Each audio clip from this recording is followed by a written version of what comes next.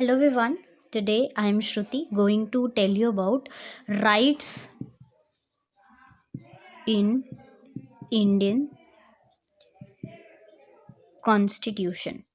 So basically this is the chapter number 2 of our book Indian Constitution at Work. So chapter number 2 is about the rights given in the Indian Constitution. So today we'll be going the quick revision of this topic. So if we talk about this chapter, so in this chapter rights, we would understand Bill of Rights. So basically Bill of Rights is a bag of rights या फिर all the rights are inside the Bill of Rights. Bill of rights में सबसे most important जो rights होते हैं वो होते हैं फंडामेंटल राइट्स. फंडामेंटल राइट्स ऐसे तो हमें as a citizen of India बहुत सारे राइट्स मिले हुए हैं, बट फंडामेंटल राइट्स सुप्रीम माने गए हैं. सो मेरा जो मेन मोटिव रहेगा वो फंडामेंटल राइट्स बताना ही रहेगा इस वीडियो में. फंडामेंटल राइट्स के अलावा हमें इस चैप्टर में डीपीएसपी भी के बारे में भी बताया गया है, यानी directive principles of state policy. These are the directives or the directives given to the states, that directions to given to the state कि कैसे स्टेट अपनी जो भी स्टेट है उसके अंदर उसके वेलफेयर के लिए काम कर सकती है. लेकिन जो फंडामेंटल राइट्स है, let me tell you fundamental rights part 3 of our Indian. अब अगर आप आगे देखो तो कौन कौन से राइट्स हमें मिले हैं, तो बेसिक 6 राइट्स हमें मिले हुए हैं. उसमें से एक राइट है, एक राइट जो है वो राइट टू प्रॉपर्टी, वो 42nd amendment, sorry 44th amendment के थ्रू, जिसे हम मिनी कॉन्स्टिट्यूशन भी कहते हैं, के थ्रू हमारा हटा दिया गया था. ठीक है, राइट टू प्रॉपर्टी छीन ली गई थी या ले ली गई थी, ख़त्म हो गई थी अमेंडमेंट 44 से. इसके बाद 6 राइट्स है हमारे पास. उसमें से जो फर्स्ट राइट है वो है इक्वालिटी. याद रखिएगा इक्वालिटी का जो आर्टिकल है वो 14 to 18 यानी कि 4 आर्टिकल्स आते हैं इक्वालिटी के. सेकंड आता है फ्रीडम. फ्रीडम जो है उसका हमारा नेक्स्ट 19 to 22 आर्टिकल, यानी कि समझ लीजिए अराउंड 4 आर्टिकल्स इसके भी हो जाते हैं. नेक्स्ट आता है हमारे पास इक्वालिटी, फ्रीडम, देन एक्सप्लॉयटेशन. आप जब भी पेपर में लिखे तो इसे पूरा लिखे, right against exploitation, right to freedom, right to equality. तो एक्सप्लॉयटेशन से रिलेटेड सिर्फ 2 आर्टिकल्स हैं, 23rd एंड 24th, सिर्फ 2. उसके बाद फोर्थ आपका आता है रिलीजन. रिलीजन से रिलेटेड तो रिलीजन का जो आर्टिकल है वो 25th से लेकर के 28th तक जाता है, 4 अगेन.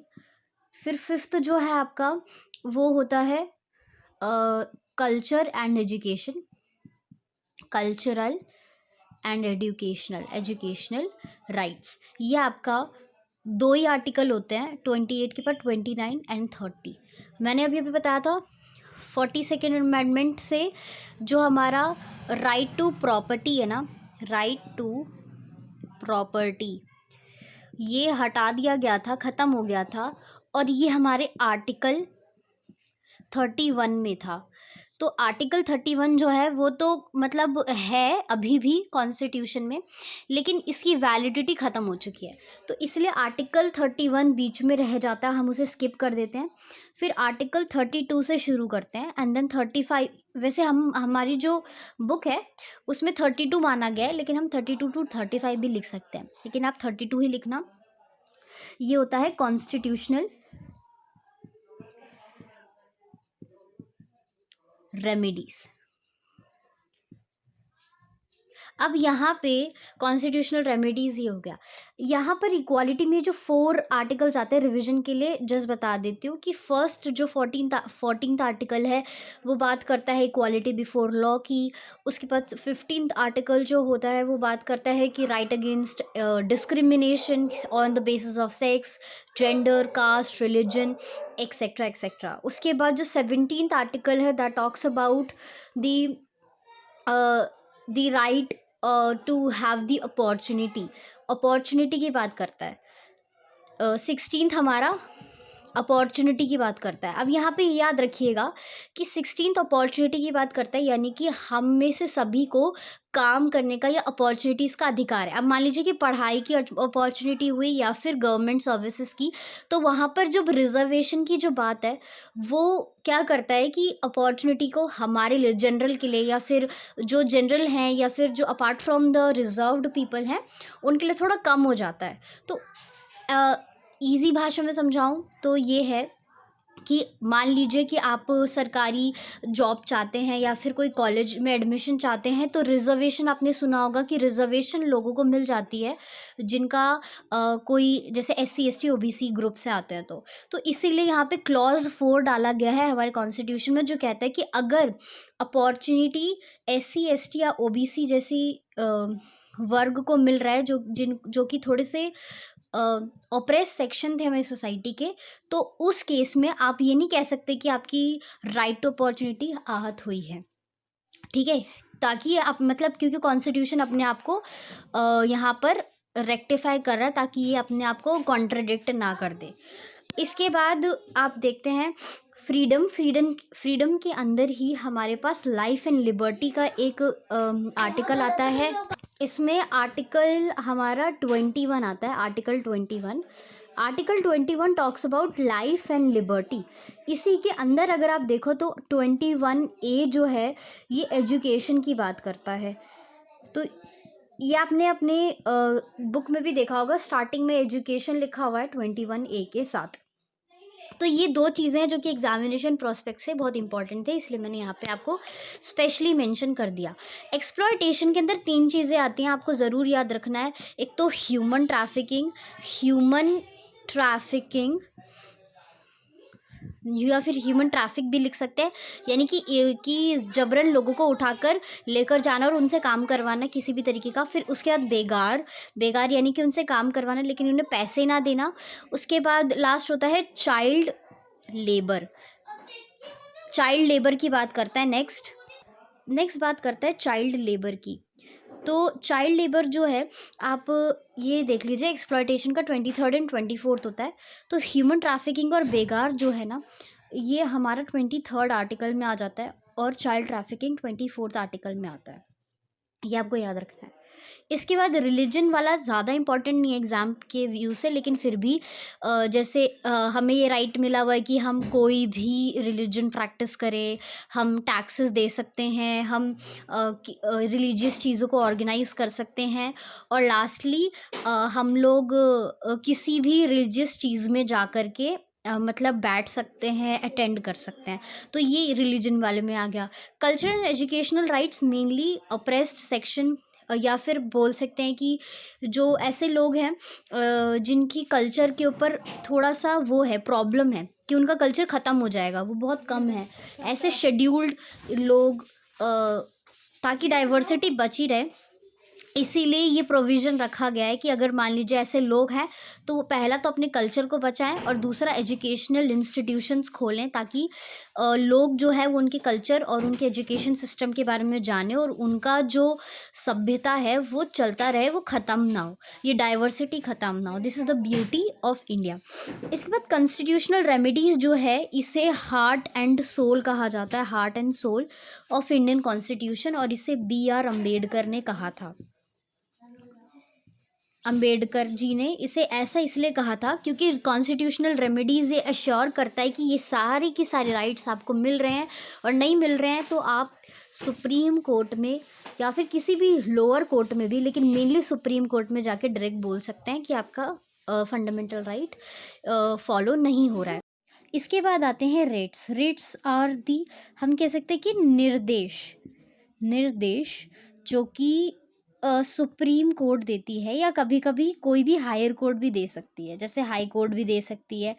जैसे सुप्रीम कोर्ट ने हाई कोर्ट को दे दिया या हाई कोर्ट ने सबॉर्डिनेट कोर्ट को दे दिया, तो निर्देश जो होते हैं मेनली सुप्रीम कोर्ट देती है, और ऐसे भी दे सकती है। तो इसके अंदर क्या क्या आते हैं, 5 रिट्स आते हैं, 5 निर्देश आते हैं। सबसे पहला होता है habeas corpus, habeas corpus is about criminal, कि अगर मान लीजिए कि कोई भी पर्सन है जिसे पकड़ लिया गया है पुलिस के द्वारा, तो ये निर्देश दिए जाते हैं कि उस पर्सन को विद इन 24 आवर्स आपको किसी न किसी कोर्ट में पेशी उसकी करवानी पड़ेगी प्रूफ्स के साथ। अगर वो पर्सन निर्दोष के माना जाता है तो फिर उसे छोड़ दिया जाएगा, अगर टफ आपके पास सबूत ना हो तो ये हैबियस कॉर्पस है। सेकंड आता है, सेकंड निर्देश आता है हमारा प्रोहिबिशन। प्रोहिबिशन यानी कि मना कर देना, किसी चीज़ से मना करना। मैं सारे बता देती हूँ पहले तो।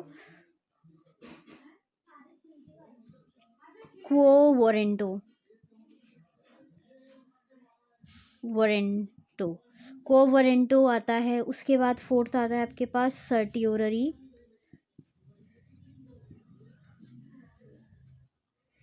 सर्टियोररी, और लास्ट जो आता है वो आपका होता है मैंडमस, मैंडमस। अब जो मैंडमस होता है, प्रोहिबिशन होता है और कोवरेंटो, इनके बारे में बात करते हैं कि ये सारे क्या है। प्रोहिबिशन यानी कि प्रोहिबिट कर देना, मना कर देना। तो मान लीजिए कि कोई लोअर कोर्ट है, लोअर कोर्ट, तो अगर वो अपनी ज्यूरिसडिक्शन यानी अपने कार्य करने की जो जगह है या फिर जो उसका काम करने का जो भी एरिया है उससे अगर वो बाहर जाके कोई और केस ले ले तो उससे वो मना करता है, प्रोहिबिट करता है।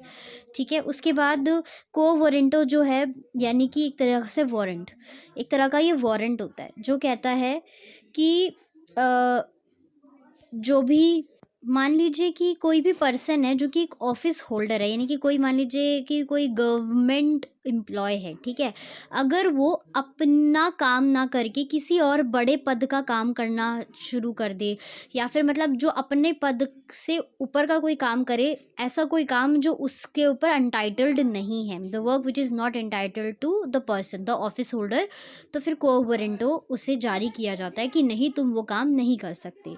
फिर सर्टियोररी एक तरह का सर्टिफिकेशन है जो कि कोर्ट दे रहा है टू लोअर कोर्ट्स, जैसे सुप्रीम कोर्ट देता है लोअर कोर्ट्स को, या आप कह सकते हो हाई कोर्ट को। हाई कोर्ट को कहता है, मान लीजिए कि एक हाई कोर्ट है जिसके पास बहुत ज़्यादा बर्डन है, तो वो दूसरे हाई कोर्ट के पास कुछ केसेस दे सकता है या इधर उधर शिफ्ट करवा सकता है। मैंडमस, मैंडमस जो होता है, ये कोई भी ऑफिस होल्डर जो है, ऑफिस होल्डर से रिलेटेड ही होता है कि अगर कोई ऑफिस होल्डर है वो कोई गलत काम कर रहा है या फिर किसी और के फंडामेंटल राइट्स को आहत पहुंचा रहा है, तो वो मैंडमस के अंदर कवर होता है कि वो ऑफिस होल्डर जैसे कभी करप्शन कर रहा हो या कोई ऐसा काम कर रहा हो, पैसे वैसे ले रहा हो कोई भी ऐसे फ्री ऑफ कॉस्ट काम के लिए, तो उसके लिए मैंडमस होता है। ये हमारे रेट्स होते हैं, and you can just see that's it for this chapter.